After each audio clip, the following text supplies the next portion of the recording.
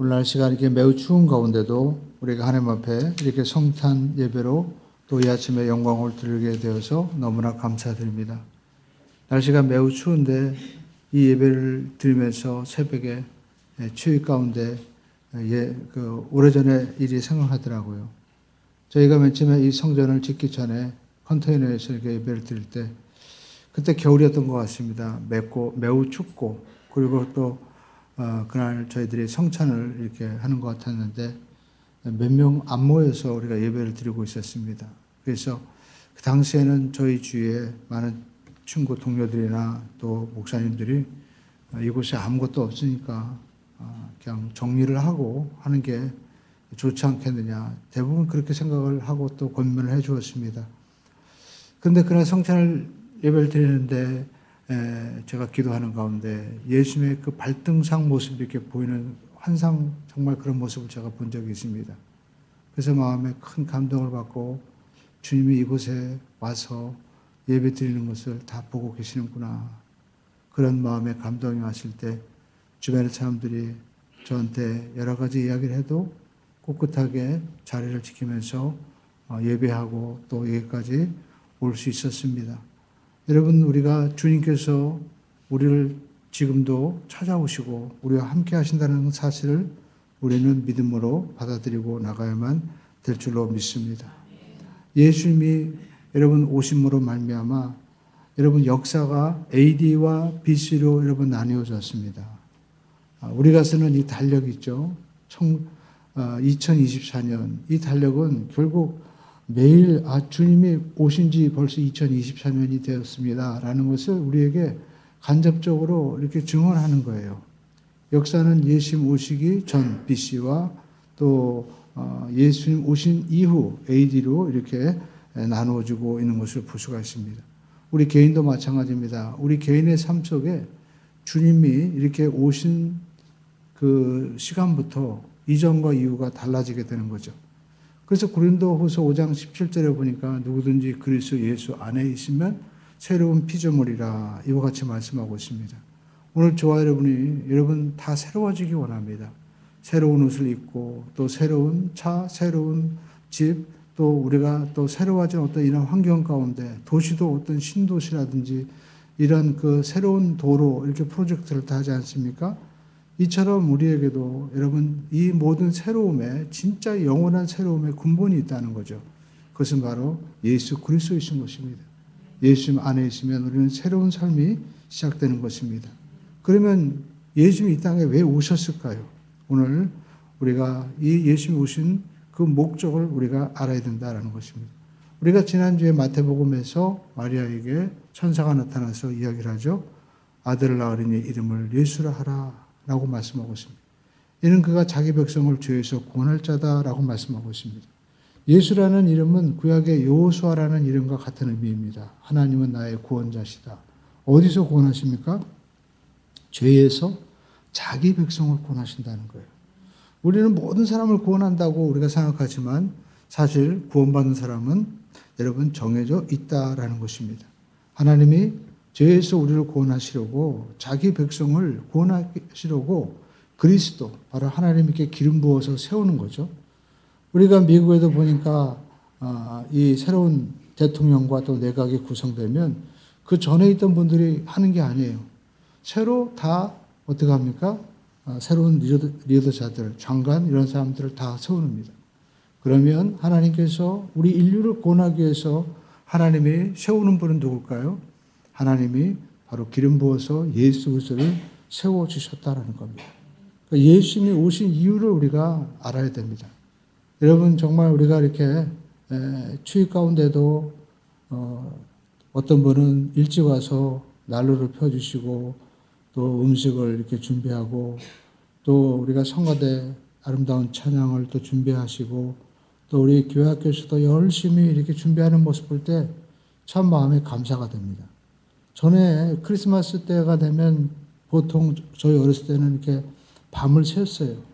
굉장히 추웠을 때 그때는 이런 그 석유 온풍기가 거의 뭐 없던 시절인데 교회 가면 이렇게 온풍기가 이렇게 틀어져 있으니까 참 따뜻하고 또 거기 형들이나 누나들이 간식도 함께 먹고 그리고 또 야 춥지 이러면서 서로 격려해 주었던 그러한 기억들이 참 납니다. 그러니까 교회는 정말 세상에서 피할 수 있는 또 위로받을 수 있는 그런 따뜻한 곳이 되어야 되는 거죠. 그런 일들을 우리 교회에서 무엇보다도 이 어린 우리 학생들이 찬양하며 이어나갈 수 있다는 것이 참 복이구나라는 생각을 하게 됩니다. 요즘에 이렇게 아이들도 많이 없다고 하고 또 어떤 많은 교회들이 이렇게 교회학교도 없는데 이렇게 나와서 예배하고 아이들이 찬양할 수 있다는 것은 굉장히 마치 집에 어린 아이들이 이렇게 소리가 있고 또 할아버지, 엄마, 뭐 이렇게 이모, 고모 하면서 후대가 이어지는 참 그런 복된 모습인 것입니다. 오늘 여러분 우리가 이렇게 크리스마스의 기쁨을 함께 나누는데 이 주인공인 예수님이 왜 오셨나? 여러분 특별히 이렇게 말씀을 들으면서 이렇게 주보를 이렇게 참조하시면서 보시면 좋을 것 같습니다. 여러분 예수님 오신 이유는 첫 번째 죄를 없애기 위해서 오셨습니다. 요한 우리가 1서 3장 4절에 오늘 주보에도 나와 있죠. 죄를 짓는 자마다 불법을 행하나니 죄는 불법이다 라고 말씀하고 있습니다. 여러분 이 불법이라는 이 헬라어는 이 아노미아 바로 영어의 표현인 것입니다. 그래서 그 영어로는 아노미아를 헬라어를 그 영어로 표현하면 아놈인데 우리가 아마 그 학생들은 아노미 상태에 대해서 이렇게 화학 시간이나 이렇게 배웠을 거예요. 굉장히 혼돈된 상태, 무정부 상태, 그리고 또 의학 용어로는 아노미아가 실어증이라고 표현됩니다. 너무나 황당하니까 말을 못하는 그런 실어증 상태, 충격을 받은 상태가 바로 이 불법이라는 그런 표현인 것입니다.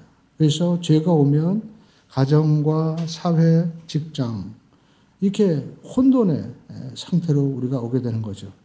그러니까 우리가 알 수 있는 것은 이 사회도 지금 어느 때보다도 우리가 좀 혼돈의 모습이지만 우리가 잠시 예수님이 이 땅에 딱 오신 이 날을 우리가 같이 경배하면서 주님을 우리가 볼 수 있어야만 되는 것입니다. 이 우주 만물을 창조하신 주님을 우리가 바라보고 우리가 지금 어디로 가고 있는가, 어떤 사람들이 추구하는 이념이라든지 또 자기들이 어떤 추구하는 학설, 이 모든 것들을 내려놓고 하나님을 우리가 바라보면서 우리가 과연 어느 방향으로 가고 있는가, 또 하나님의 뜻이 우리는 무엇인가 볼 수 있어야만 되는 것입니다. 하나님은 우리의 구원이신 것입니다. 이런 무정부 상태, 혼돈의 상태를 여러분 정말 이게 실어증인 상태를 바꾸실 수 있는 분이 누구예요? 바로 우리 예수님이신 것입니다. 우리가 에덴 동산을 보면 에덴이라니 그 뜻이 기쁨의 동산, 파라다이스입니다. 저기 시내에도 가니까 파라다이스 아파트가 있는데 그게 바로 에덴이라는 뜻이죠. 그렇게 기쁨의 동산에 죄가 들어오니까 부부관계가 깨어졌습니다. 서로 탓을 합니다. 그리고 무엇보다도 그 아들이었던 가인과 아벨이 그 형이 동생을 죽이는 끔찍한 일이 벌어졌습니다. 동생이 죽었다는 소식을 들었을 때 여러분 하와는 어떤 상태가 되었을까요? 아마 말을 못하는 실어증이 되었을 거예요. 그래서 죄는 결국 사망에 처하게 되는 거죠. 여러분 성경에도 보니까 에레미야 선지자가 말씀하고 있습니다. 너희 죄가 너희로부터 좋은 것을 다 막았다. 이 주보에 보면 에레미야 5장 25절에 이렇게 나와 있죠. 그러니까 여러분 죄는요 좋은 것들을 다 막아요. 여러분 직장에서도 제가 그 전에 어떤 형들한테 이야기를 들었는데 그 자기 직장에 출신은 뭐 우리가 알고 있는 서울의 최고 명문대인데 술만 먹으면 아주 진짜 세상 말로 아주 너무나 감당할 수 없는 사람입니다. 그래가지고 그 사람들 관계를 다 어렵게 막 하는 겁니다. 그래서 이 사람은 결국 술만 먹으면 막 사람들에게 혈기 부리고 또 막 폭력을 행사하고 그러니까 그 사람이 술만 안 먹으면 직장에서도 좋은 요직이 있어야 되는데 그러지 못하고 그냥 주변만 떠도는 그런 신세가 되고 말았다는 겁니다. 그 속에 죄가 역사하는 거죠. 근데 여러분 이 죄의 문제를 누가 해결해 줄 수가 있습니까? 우리가 읽은 이 요한일서 3장 5절에 보니까 이와 같이 말씀하고 있습니다. 그가 우리 죄를 없애려고 나타나신 것을 너희가 아나니 그에게는 죄가 없느니라. 오직 예수님은 우리의 죄를 없애주시는 분이에요. 여러분, 죄인이 죄인을 어떻게 구원하겠습니까? 가령 우리가 교도소에 누가 수감되어 있는데 자기 죄인들끼리 거기서 용서받고 뭐 할 수 있습니까? 할 수 없죠. 밖에서 누군가 죄 없는 사람이 뭐 벌칙금을 내준다든지 변호를 해준다든지 막 하지만 여러분, 진짜 여러분 우리가 구원받을 수 있는 것은 죄가 없는 분이 와서 우리의 죄를 다 대신해 주면 되는 것이죠. 그래서 성경에도 보니까 고린도후서 5장 21절에도 이와 같이 우리 주보에 나와 있죠. 하나님이 죄를 알지도 못하신 이를 우리를 대신하여 죄로 삼으셨다라고 말씀하고 있습니다. 그러니까 예수님은 죄가 없는 분인데 우리를 대신하여 죄인으로 바꿔치기 하신 거예요. 네. 그러니까 쉽게 해가지고 나는 교도소에 있는데 내 죄를 대신해서 주님이 들어오시고 우리는 자유롭게 되는 겁니다. 그래서 그 안에서 하나님의 의가 되게 하려 하심이라고 말씀하고 있습니다. 그러니까 십자가는요, 위대한 그 교환의 장소인 겁니다. 우리는 죄인인데 정말 사도 바울이 고백한 것처럼 내가 그리스도와 함께 십자가에 못 박혀 죽으심으로 내가 죽고 예수 그리스도가 이 사시는 그 역사, 부활의 역사가 바꿔지게 되는 거예요.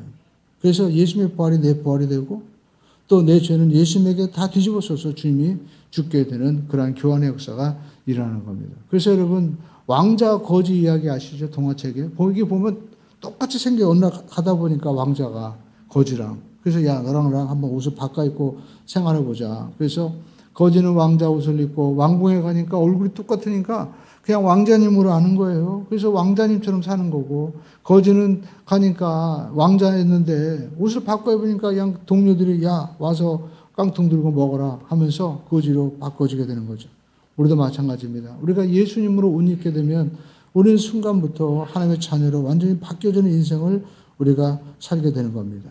그러면 우리가 어떻게 이게 하나님 앞에 이렇게 의인되고 하나님의 정말 왕자로 자녀로 살 수 있을까요? 여러분, 우리는요, 하나님 앞에 우리가 죄인임을 자백하고 고백할 수 있어야 돼요. 그래서 성경에 보니까 요한 1서 우리가 1장 8절로 9절에 이와 같이 말씀하고 있죠. 주보에 나와 있죠. 1장 우리가 9절 말씀인데 우리 한번 읽어보겠습니다. 만일 우리가 죄가 없다고 하면 스스로 진리가 우리 속에 있지 아니할 것이요. 9절 말씀 시작. 만일 또 시작. 만일 우리가 우리 죄를 자백하면 그는 미쁘시고 의로우사 우리의 모든 죄를 사하시며 우리를 모든 불의에서 깨끗하게 하실 것이다. 요한일서 1장 9절 말씀입니다. 바로 8절 다음에 있는 말씀이죠. 다시 한번 우리가 읽어보겠습니다. 시작. 만일 우리가 우리 죄를 자백하면 그는 미쁘시고 의로우사 우리 죄를 사하시며 우리를 모든 불의에서. 그러니까 여러분, 우리가 하나님 앞에 죄를 자백하고 하나님 저는 죄인입니다 고백하고 용서를 구하면 주님은 어떻게 해요? 용서해 주신다는 거예요. 그래서 구약 성경에 보면 이 에스겔 선지자는요, 맑은 물을 너에게 주어서 우리를 깨끗하게 하신다고 말씀하고 있고 또 새로운 영을 우리에게 부어주신다는 거예요. 새로운 마음을 주신다는 거예요. 이 모든 일을 누가 하시는 거예요? 성령님이 하시는 거예요. 어떤 분은 그래요. 예수 믿어도 이렇게 죄가 반복되는데 어떻게 할까요? 그런데 여러분, 우리가 에스겔서 36장 31절에 보면 이와 같이 말씀하고 있어요. 그때 너희가 너희 악한 길과 너희 좋지 못한 행위를 기억하고 너희 모든 죄악과 가증한 일로 말미암아 스스로 믿게 보리라. 여러분, 스스로 어떻게 해요? 내가 왜 이런 죄를 계속 반복하고 있지 하면서 내 스스로 내 죄에 대해서 내 자신에 대해서 믿게 보인다는 거예요. 전에 우리 교회에서 이렇게 드럼을 가르치는 선생님 중에서 남자분이 그런 얘기 하더라고요. 자기는 술, 담배를 아주 정말 꼴초였는데 교회를 다니는데 어느 날 자기가 담배를 여전히 못 끊고 있었는데 담배 그 연기 냄새가 갑자기 굉장히 역겨워지더라는 거예요. 그러면서 그날부터요, 그냥 술이 저절로 끊어지게, 술, 담배가 끊어지게 되더라라는 겁니다. 여러분, 우리가 자녀들도 우리가 뭐 음란, 포르노 이런 것 때문에 얼마나 사회적으로 막 힘듭니까? 그런데 여러분, 성령이 임하시면요, 내가 왜 하나님의 아들인데 자녀인데 내가 왜 이런 일에 내가 이렇게 내가 중독돼 있지? 나는 하나님의 자녀인데 스스로 우리 스스로에서 어떻게 돼요? 밉게 보이는 것처럼 내가 왜 이런 일을 해야 되나? 그렇게 끊어지게 된다는 거예요. 그 전에 제가 차례베 어떤 집사님인가 간증하는데, 그러니까 남편이 그렇게 술을 먹고 맨날 술집에 가서 아줌마랑 끼고 막 살았는데, 어느 날 남편이 술집에 갔는데 술을 이렇게 자기가 건배하고 그러는데 이 술잔이요, 마치 그냥 빨간 독잔처럼 보이더라는 거예요. 그래가지고 무서워서 자기가 술잔을 내려놓고 그때부터 자기가 술을 끊어지게 됐다. 그러니까 하나님이 역사하시면요, 여러분 기적이 일어나게 된다는 겁니다. 그래서 모든 일을 누가 하시는 거예요? 성령님이 하시는 거예요. 그래서 로마서 8장 26절에 보니까 이와 같이 말씀하고 있습니다. 이와 같이 성령도 우리의 연약함을 도우시나니 우리는 마땅히 기도할 바를 알지 못하나 오직 성령이 말할 수 없는 탄식으로 우리를 위하여 친히 간구하시니라. 그래서 우리는 하나님 안에서 우리가 죄와 잘못이 있을 때 하나님, 제가 이렇게 정말 부끄러운 일을 합니다, 죄송합니다 하면서 탄식할 수 있어야 된다라는 겁니다. 그럴 때 여러분 천국의 역사가 임하는 거예요. 에스겔서에도 똑같은 말씀하고 있습니다. 에스겔서 36장 여러분 32절을 보시죠. 이와 같이 말씀하고 있습니다. 주 야훼의 말씀이라 내가 이렇게 행하면 너희를 위함이 아닌 줄 너희가 알리라.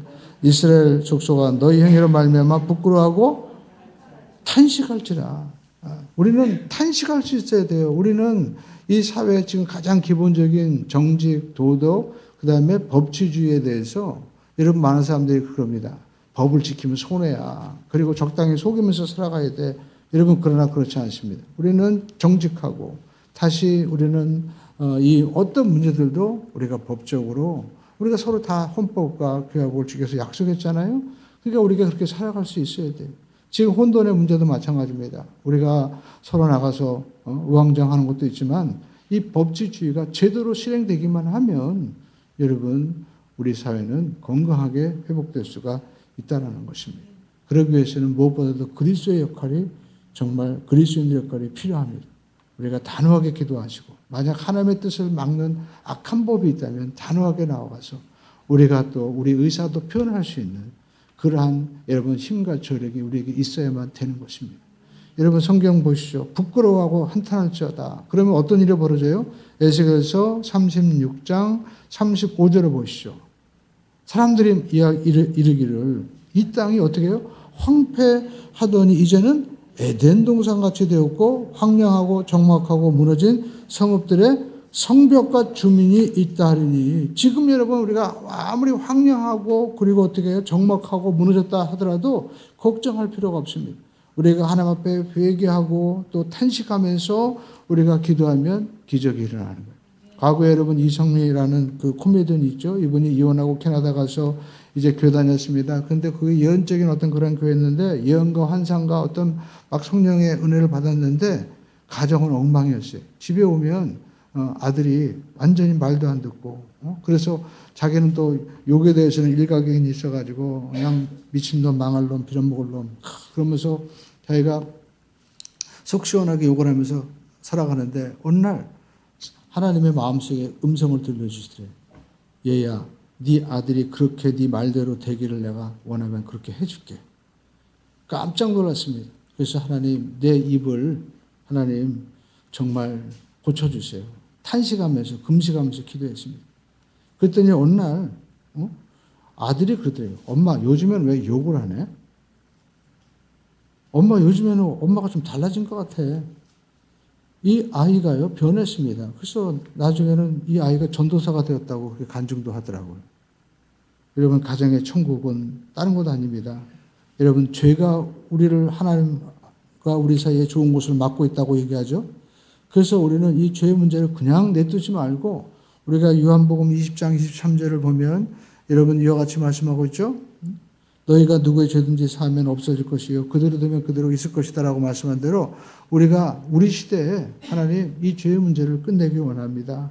하나님 우리에게 좋은 것 주시고자 하는데 내 말과 내 생각이 맞고 있었습니다. 하나님 이 죄를 용서해 주시옵소서. 우리가 회개하고 기도하고 탄식하며 나가면 여러분 황폐했던 성읍들이 다시 에덴 동산과 같은 복된 곳으로, 또 황약하고 적막한 무너진 성읍들이 다시 성벽이 세워지는 역사가 일어나게 될 줄로 믿습니다. 그리고 두 번째 우리 예수님 오신 것은 따라하겠습니다. 마귀의 일을 멸하기 위해서 오셨습니다. 요한 1서 3장 8절에 보십시오. 죄를 짓는 자는 누구에게 속했어요? 마귀에게 속하나니 마귀는 처음부터 범죄함이라 하나님의 아들이 나타나신 것은 마귀의 일을 멸하리 하십니다. 여러분 우리가 세상을 바라볼 때 우리 아이들도 이렇게 볼 때 여러분 우리가 그냥 표면만 보면 안 돼요. 이면을 볼 수 있는 마치 나무 열매가 있잖아요. 그러면 그 나무가 여러분 열매 맺는 모습 보면서 그 나무의 뿌리도 우리가 볼 수 있어야 되고 또 우리가 나무가 어떤 열매를 맺어가는지도 우리가 볼 수 있어야 됩니다. 여러분 우리가 신앙생활하면서 지금 한국에 이렇게 이단들이 많이 있는데 간단합니다. 예수님은 열매를 보라고 얘기했어요. 여러분 우리가 신앙생활하면서도 어떤 교회가 좋은 교회냐. 여러분 우리 교회 성도들의 모습을 보면 됩니다. 또 말씀을 전하는 목회자분들의 모습을 보면 돼요. 여러분 우리가 이단들을 보면은 막 첩이 있고 그리고 또 뭐 여러 가지 악한 일을 하잖아요. 그러면 그건 잘못된 거예요. 그러나 여러분 겉모습이 약하더라도 정직한 가정이고 그 자녀들이 믿음 생활하고 또 똑바로 살면 어떻게 해요? 하나님의 열매인 거예요. 그게 겉으로 막 사람이 많거나 막 건물이 있거나 그게 중요한 것이 아닙니다. 열매를 우리가 볼 수 있어야 돼요. 여러분 사기꾼들 보시죠. 대부분의 사기꾼들 보면 좋은 차, 그 다음에 뭐 대단한 것 같지만 다 거짓말이에요. 속아서는 안 되는 것입니다. 여러분 우리가 알 수 있는 것은 이렇게 악한 역사가 사람들 배후 가운데 있다라는 것입니다. 그래서 우리가 알 수 있는 우리가 보는 이 전 세계 뭐 전쟁들 러시아 우크라이나 또 과거에 독일의 어떤 히틀러라든지 여러분 또 우리가 6.25 전쟁 뭐 이런 배후에 그냥 사람이 한 것 같지만 뒤에 뭐가 있어요? 악한 역사가 있다라는 겁니다. 예수님도 십자가 지라고 하는데 그의 제자였던 베드로가 주님 그렇게 하면 안 됩니다. 주님이 아직 젊어서 모르는 것 같은데 주님이 왕 되셔야지 무슨 십자가 집니까? 얘기할 때 예수님께서 사탄아 물러가라. 너는 어떤 거예요? 나를 넘어지게 하는 자도다. 너는 하나님의 일을 생각하지 않고 도리어 뭘 해요? 사람의 일을 생각한다. 그렇게 얘기를 했어요. 오늘 저와 여러분의 삶 가운데 5만 가지 생각이 떠오르죠? 그런데 여러분 마귀가 주는 생각도 있다는 겁니다. 그래서 그냥 내가 생각나는 대로 말하고 또 막 행동하지 말고 우리가 하나님의 말씀에 비추어서 우리가 아침에 또 아침에 말씀 큐티도 하고 또 저녁에 우리가 일기도 적으면서 내 생각은 날마다 말씀 앞에 우리가 어떻게 해요? 마치 커피 내릴 때 우리가 필터를 이렇게 딱 걸러가지고 커피 내리죠. 그런 것처럼 우리 자신을 날마다 말씀으로 갈아야 돼요. 그리고 성령의 필터를 통해서 우리가 아름다운 또 아주 향기나는 그러한 정말 요즘에 이 드립커피 모양 그렇게 아름다운 모습이 우리 가운데 걸러져야만 되는 것입니다. 여러분 우리 삶 가운데 이렇게 사람들 배후하고 역사하고 있는 생각을 집어넣는 마귀를 쫓아내야 됩니다. 성경을 보니까 마귀가 가룟 유다에게 예수를 팔려는 생각을 집어넣었다고 말씀하고 있어요. 그래서 여러분 예수님께서는 이 영적인 이 배후의 세력을 몰아내셨습니다. 군대 귀신, 이 무덤가에 있는 이 귀신을 쫓아내셨죠. 내 이름이 뭐냐 그러니까 나는 군대입니다 라고 얘기하잖아요. 그러니까 벙어리 되고 귀신된 악한 귀신아 예수 이름으로 명하노니 물러가라. 여러분 귀신을 여러분 예수 이름으로 명하면 물러가는 겁니다. 우리에게 권세를 주셨어요. 예수님께서 말씀하셨죠. 제자들에게 나를 믿는 자는 이런 일을 하리니 라고 말씀하고 있습니다. 여러분 누가복음 10장 19절의 말씀을 우리 함께 한번 같이 읽어보겠습니다. 시작. 내가 너희에게 뱀과 정갈을 밟으며 너희를 해할 자가 여기 보면 내가 너희에게 예수님이 누구에게 주었어요? 예수님 믿는 자에게 주신 거예요. 여러분 이 세상에 있는 이 뱀과 그리고 이 전갈 악한 생각을 우리가 구분해낼 수 있는 능력은 하나님의 말씀과 믿음밖에 없는 것입니다. 여러분 저도 유튜브라든지 많은 여러분 사람들의 이야기를 들 때 여러분 겉으로는 굉장히 우리가 멋있고 일리가 있는 것 같지만 이것이 사탄이 주는 생각인지 하나님의 생각인지 분별해낼 수 있는 것은 하나님의 말씀이 있어야만 되는 거예요. 이것은 오직 그리스도인들만이 할 수 있는 것입니다. 그렇기 때문에 그리스도인들은 세상에 비친 것입니다. 여러분의 사업과 여러분의 직장과 우리 학생들은 공부하는 어떤 운동하는 이 모든 탤런트 가운데서 하나님이 나를 이곳에 보내셨다는 믿음을 가지고 여러분 정말 빛을 발하게 되기를 주님의 이름으로 축원드립니다. 여러분 빛 하나만 있으면 어둠이 다 물러가는 거예요. 오늘 이 시대에도 여러분 정말 빛 대신 하나님의 여러분 사람들이 서기만 하면 우리의 모든 혼돈과 어둠은 다 물러가게 되는 것입니다. 예수님께서 말씀하고 있습니다. 내가 너에게 뱀과 전갈을 밟으며, 여러분 이 뱀과 이 악한 용의 생각을 누가 밟을 수가 있겠어요? 오직 그리스도인들만이 밟고 나갈 수 있는 것입니다. 주님께서 우리에게 권세와 능력을 주신 줄로 믿습니다. 여러분 권세와 능력을 여러분 받았어요. 따라하겠습니다. 나는 권세를 받았습니다. 여러분 우리가 경찰들을 보면은요, 의경들도 여러분 교통 정리합니다. 근데 이 젊고 어린 사람들이 그 큰 트럭과 이 모든 사고를 어떻게 해요? 그냥 수신호 하나로 쓰라고 하면 쓰고 가라면 하고 보낼 수가 있어요. 왜? 국가에서 그에게 권력을 준 겁니다.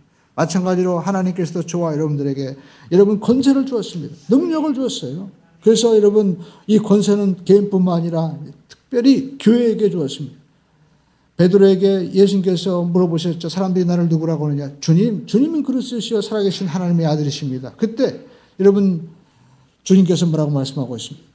내가 이 반석 위에 내 교회를 세우리니, 이 고백 위에 하나님의 교회가 쓴다는 거예요. 음부의 권세가 이기지 못하리라. 여러분 그러므로 이 교회는 마귀의 권세가 침범하지 못하는 것입니다. 이 교회가 함께 모여 하나님 이 땅에 정의가 이루어지게 도와주시옵소서. 하나님 이 땅에 공의가 이루어지게 도와주시옵소서. 하나님 이 땅에 하나님의 진리가 이루어지게 도와주시옵소서. 믿음으로 기도하면 여러분 이 땅에 하나님의 역사가 일어나게 되고 마귀의 권세는 떠나가게 되는 줄로 믿습니다. 그리고 세 번째 따라가겠습니다. 하나님의 자녀로 변화시키기 위해서 오셨습니다. 예수님은 2000년 전에 오셨고 여러분 주님께서 다시 오시는 것입니다. 그러면 하나님의 자녀 우리가 어떻게 됩니까? 요한복음 1장 12절에 보니까 따라하겠습니다. 영접하는 자, 곧 그 이름을 믿는 자들에게는 주님을 내 마음 가운데 모셔야 돼요. 우리 한번 고백하겠습니다. 주님, 저는 죄인입니다. 어디에서 와서 어디로 가는지 알지 못하고 방황하며 살았습니다. 이제 예수님을 내 마음에 주인으로 모시고 성령의 인도 따라 믿음으로 살겠습니다. 지금부터 천국 가는 그날까지 저를 인도하여 주시옵소서. 아멘. 이렇게 여러분 우리가 우리 마음으로 입술로 우리가 예수님을 영접하고 우리가 나가야만 되는 것입니다. 하나님의 자녀가 되는 여러분 권세를 이미 주셨어요. 여러분 또 요한일서 3장 2절에 말씀하고 있습니다. 사랑하는 자들아, 우리 성도들에게 얘기하는 거죠. 우리가 지금은 하나님의 자녀라는 겁니다. 근데 장래 어떻게 될지는 아직 나타나지 아니하였지만 그가 나타나시면 우리가 그와 같을 줄을 아는 것은 그의 참모습 그대로 볼 것이기 때문이다. 지금의 모습도 있습니다. 그래서 우리가 신학적으로 성화라고 얘기하죠. 그래서 와, 저 사람 달라졌어. 아, 우리 남편이 달라졌어. 우리 목사님이 달라졌어. 그렇게 여러분 얘기하잖아요. 그런데 여러분 우리가 예수님과 같이 변화되는 그런 또 때가 온다는 거예요. 언제요? 주님이 다시 오실 때. 그때는 주님과 똑같은 모습으로 우리가 완전히 바뀌어지게 된다라는 것입니다. 지금 이 어린 아기 예수님은 연약한 모습으로 오셨습니다. 우리가 앞에 보면 동방박사 세 사람이 이렇게 아기 예수에게 경배하잖아요. 멋있죠? 네.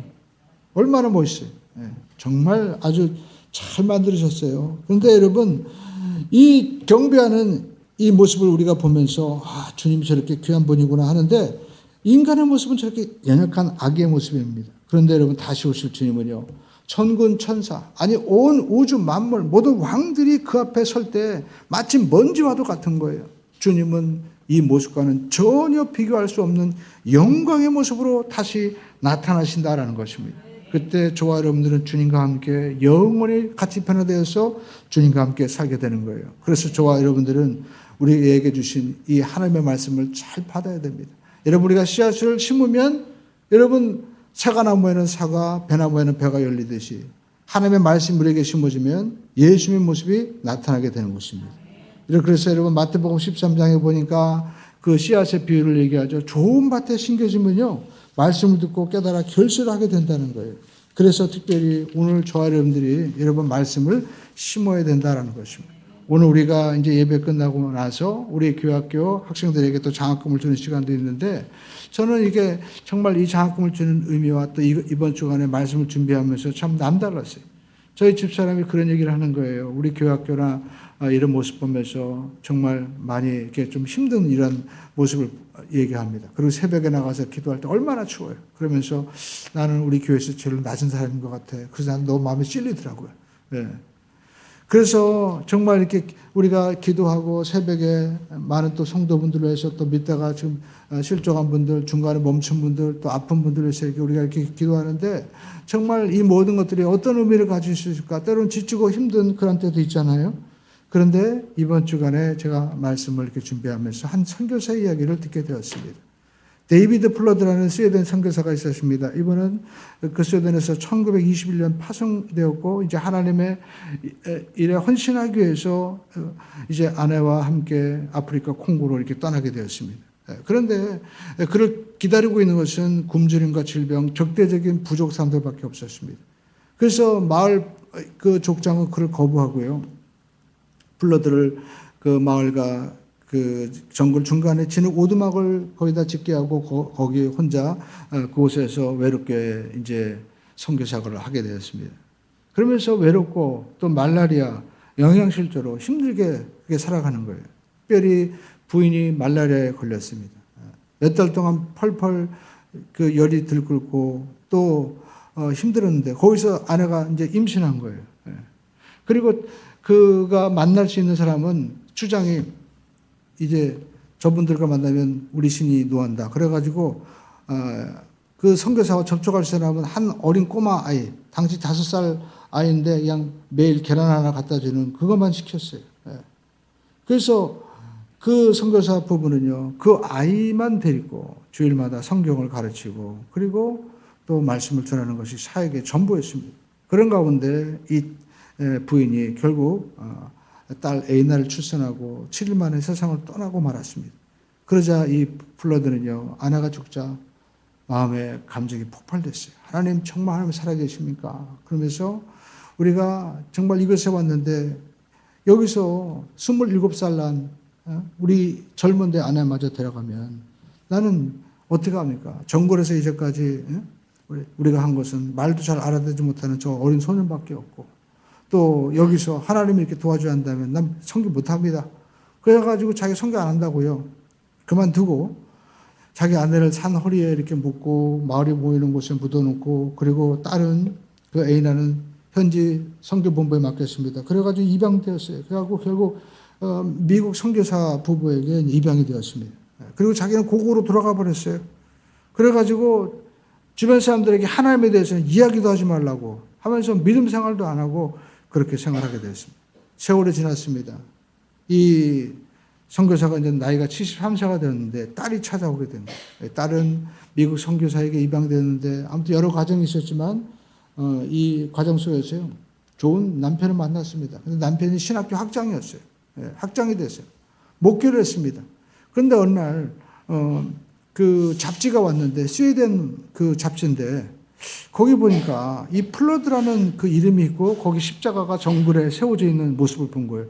순간 이 마음 가운데 자기 그 아버지가 어머니가 그 정글에서 콩고에서 목회했었는데 혹시나 해서 이제 알아본 거예요. 그래가지고 그 이야기를 이렇게 보니까 그 속에 있는 그 아무튼 어린 소년이 그 마을 전체를 다 복음화 시키고 한 600명 된 그 마을에 이제 교회가 세워지고 그런 이야기가 되는 거예요. 그래가지고 이 아이가 그 자라서 이렇게 목회자가 되었고 거기에 한 그 선교사 부부의 헌신과 또 부인의 죽음 이런 정말 안타까운 그 선교 역사가 있다라는 얘기를 이렇게 듣고 남편도 이걸 보고 누구를 찾는 겁니까? 아버지를 찾기 위해서 이제 스웨덴을 가게 되었습니다. 아무리 찾아도 안 되는데 마지막 날 찾게 되었어요. 아버지는요, 이제 73살이 되었는데, 아버지는 막 술로 사는 거예요. 그래가지고 간이 나빠져가지고 돌아가시게 되는데, 딸이 이제 그 얘기를 하는 겁니다. 아빠가 그렇게 그곳에 가서 그 선교의 사역을 하는 것이 헛되지 않았어요. 여기 사진 보세요. 아버지가 목회했던 마을이죠. 그러니까 정말 아버지가 보니까 눈이 동그래진 거예요. 그리고 그곳이 전부 다 복음화되어 있었고 그 소년이 자라서 훌륭한 목회자가 되었다는 소식을 듣고 이 아버지는요 회개합니다. 하나님, 내가 너무 짧은 생각을 가졌습니다. 그래서 딸에게도 내가 너 버리고 싶어서 버린 거 아니야? 난 미안해. 그러면서 딸과 화해하고 하나님과 화해하고 이제 그 플러드 선교사는 돌아가셨어요. 그리고 나서 세월이 지났습니다. 그런데 어떤 일이 벌어지냐면 이제 영국에서 전 세계 오순절대가 열렸는데 여기서 이 그 학장 그 남편과 함께 대회에 참석하게 되는데 콩고에 그 11만 성도를 대표해서 온 한 감독이 있었어요.